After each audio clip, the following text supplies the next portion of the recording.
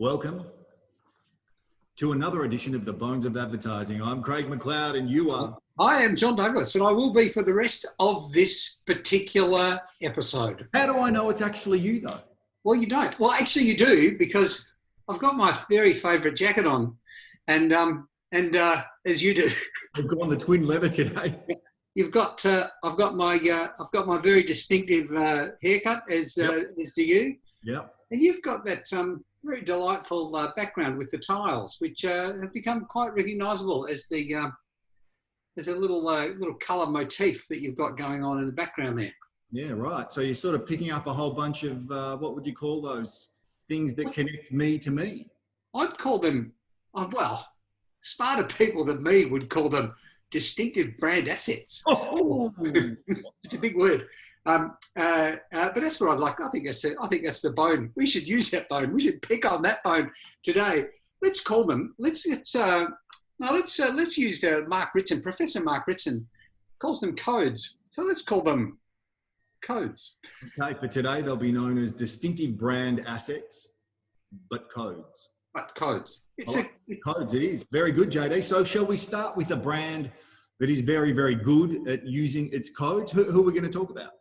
We can talk all number of probably the most famous coded brand I would imagine, I think, is Coca-Cola.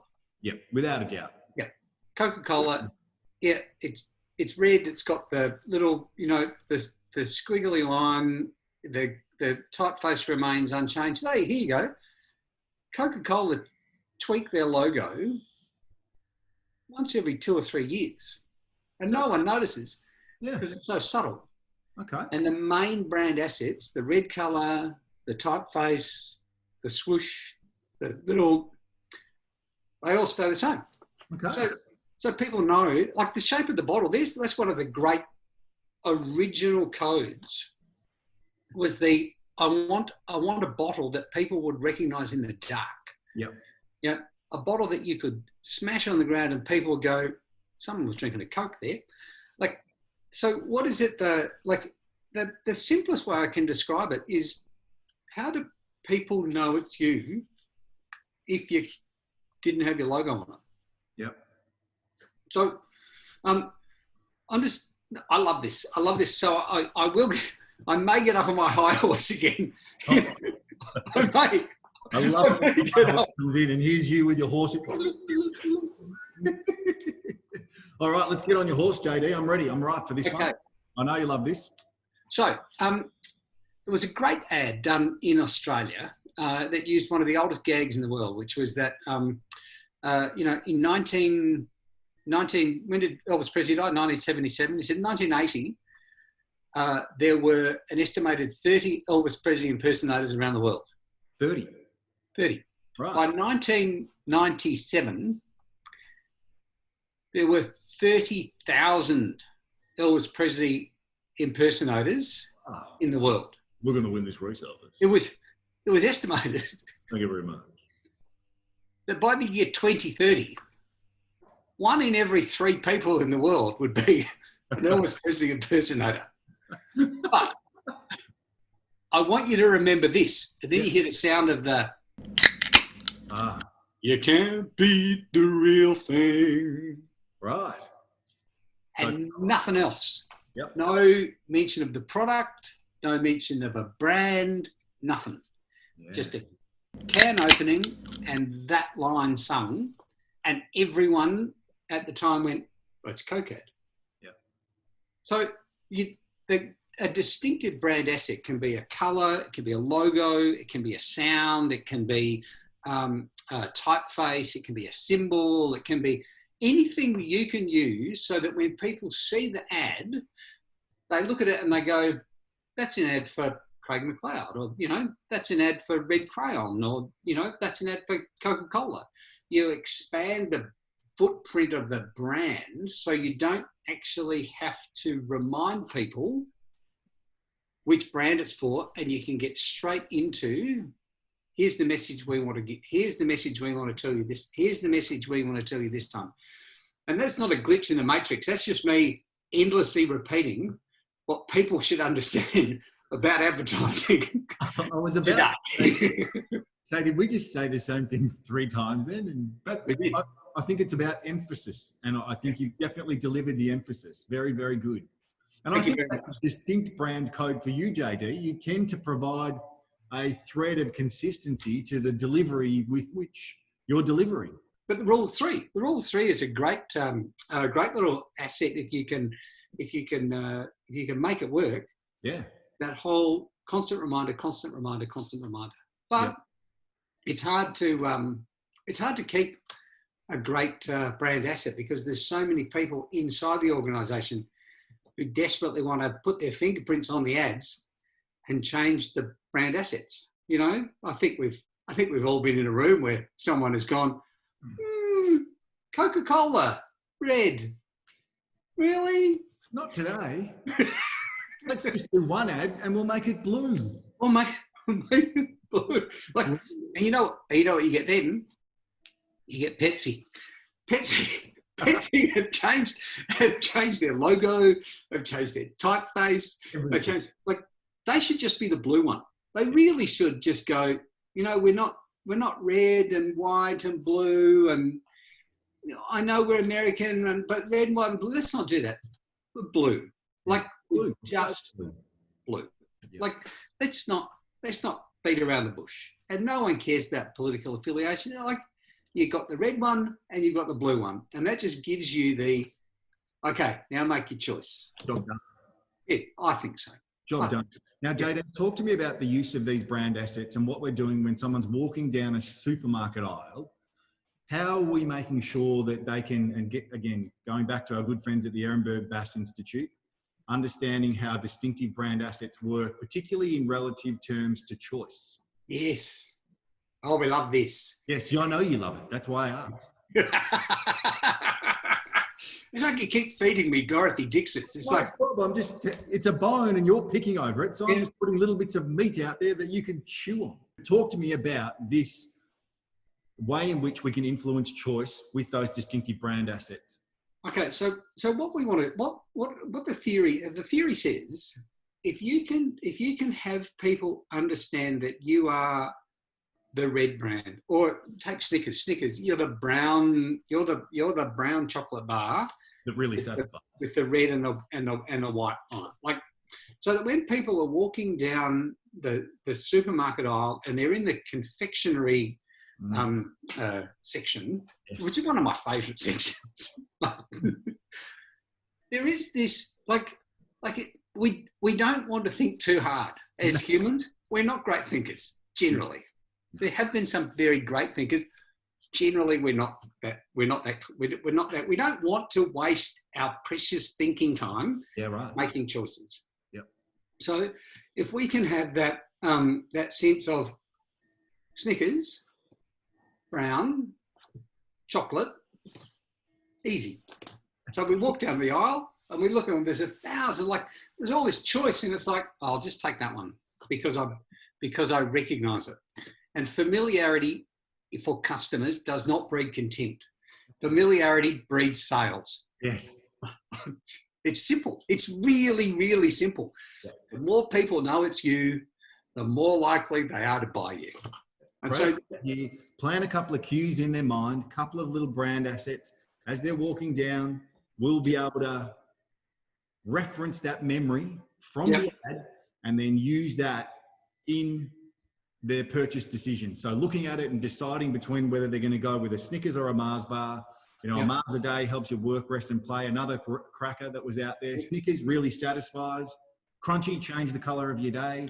All of those different components. We're going to look for the gold of the crunchy to make the choice there. We're going to look for the Mars, you know, the black and their Mars logo. We're going to look for the Snickers, as you say, the brown with the nuts. And you think of the great, like the classic kind of confectionery moment in the like you look at the wall of chocolate, like, and there are, I would suggest 50 different products in front of you like that. And even if you only recognise 4, so if Snickers is up against Mars bars, flakes, and crunchies. Or the picnic. Remember the picnic? Oh. And maybe a wall of purple down just out of your eyesight, because that's a bigger, different kind of treat. That's an after dinner treat, and I want something right now. Hang on, have you gone violet crumble? Where have you gone with purple? Oh no, Cadbury. Oh, Cadbury. Okay, you've gone straight to the block, a glass and a half. Exactly, that's what I said. See, you had your head in chocolate bars, and I was thinking about the after dinner sort. Yeah. Anyway, getting back to the point, if you can just think about it statistically, you've immediately gone from a choice of 50 down to a choice of 4, which is, by my guess, 1/8, 12.5 times a bigger choice. So you've improved your chances by whatever that is, like the percentages. Someone smarter than us will put that number up. Right. That's right. Some mathematics, some statistician will say, "You idiot! It's 12.5%. Therefore, it's 300% more likely." Or I've got no idea. Like not without a pen and a paper. So you think like this, we lose interest in our own assets way before the customer will. Yep. So you think of all of the great, remember Absolute vodka advertising? Yeah. It was iconic. Like it was, they got great artists to take the bottle and make the bottle central to a piece of art. And it became like, this was a second-rate vodka. I'm sorry, anyone from Absolute who's listening out there, but it's not Russian vodka. Yeah. And it's not boutique vodka. It's mass market. I think Polish, I'm not sure. I don't care. Swedish. There you go. Scandinavian vodka, which they make good vodka, but it's not fantastic. Anyway, little rant. Not to worry. I'm not a vodka drinker. I'm a gin drinker and a Scotch drinker. And, whatever. It wasn't by any stretch the greatest vodka, but it became one of the biggest selling vodkas on the market on the strength of the communication, on the strength of, here's this shape of bottle, so that when I'm in front of the vodka section in the bloody bottle shop, I go, well, I recognise that, and I'm emotionally drawn towards it because I like the advertising. Yeah. That's it. That's as simple as it is. Like, I recognise it. It's distinct. There's something different about the way it works in my head. I'll pick that one. It's an easy choice. That's all you want to do at point of sale, is you just want to make it easy. And I'm sorry, I'll get down from my high horse now. No, I like you up on the high horse, because really what you're saying, JD, is it's about building ads that are rich in distinctive brand assets or cues, and then advertising them and putting them into the people's mind in a way that will give them a positive reflection on the ad, so that we can then influence brand choice when it comes time to choosing. Would that be right? That's exactly correct, my friend. Exactly correct. So the Economist ads. The Economist ads are brilliant. Like, they are essentially what they've done is they've got the masthead, the little red sort of rectangle with the Economist, and they've turned that into a massive billboard, but they use clever language. Like when just after Donald Trump got elected, they ran a headline that just said, Trump Donald. They ran another headline that said, great minds like a think, which is just clever. They ran an ad, and it was just a big red billboard with a little jigsaw piece taken out from where the logo used to be. And everyone who walked past went, that's an Economist ad, that is.